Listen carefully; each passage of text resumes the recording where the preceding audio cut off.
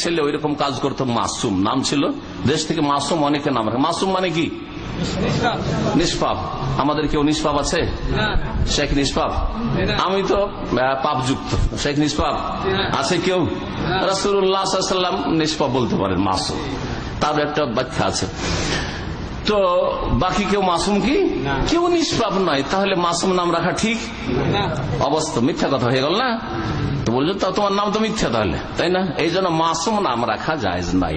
আমাদের শেখ যিনি ছিলেন বড় আলেম, আমাদের ডাইরেক্টর মুদির, তিনি যখনই শুনলেন যে এর নাম মাসুম, বলছে যে আন্তা লাস্তা মাসুম আন্তা মুতাসিম, সেদিন থেকে তার নাম চেঞ্জ করে কি করেছে?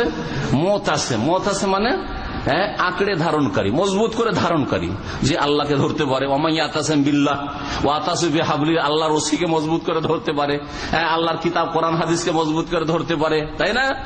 তো মুতাসিম নাম করে দেন। এইরকমই কোরআন তেলাওয়াতের